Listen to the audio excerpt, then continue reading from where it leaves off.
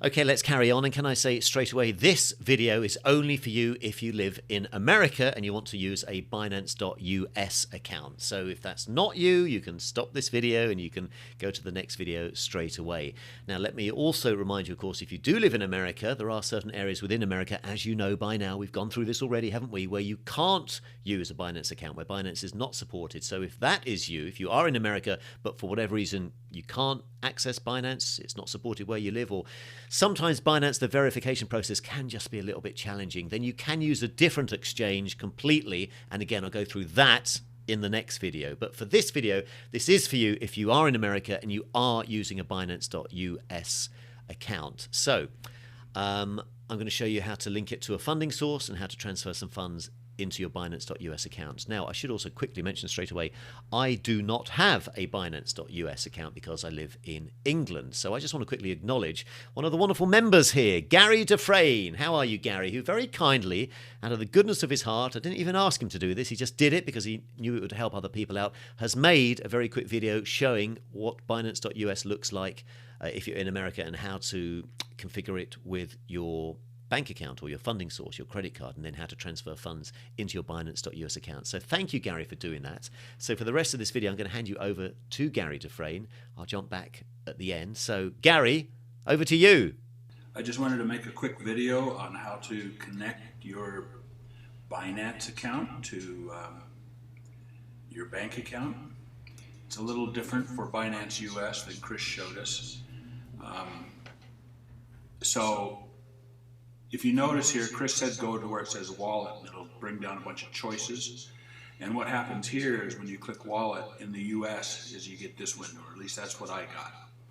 And you can go through a process to add your account this way, but there's a little easier way. Your bank account this way. If you come up to where your login is, come down to settings. And then along the top here, you come to payment methods. And you'll see that I've already added one. We'll just do it as if there isn't one. For most people, I think, this is my opinion, the ACH is the best way to go. It doesn't cost anything and it's usually instant or fairly instant. So I'm going to click there.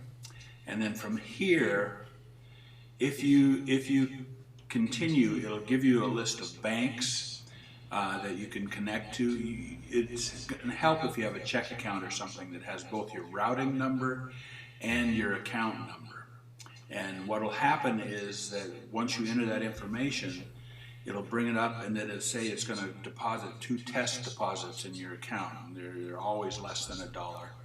And then you'll have to come back after they're deposited in your account and verify the amounts, and then you'll be connected. It's pretty simple, but it's different than what Chris showed.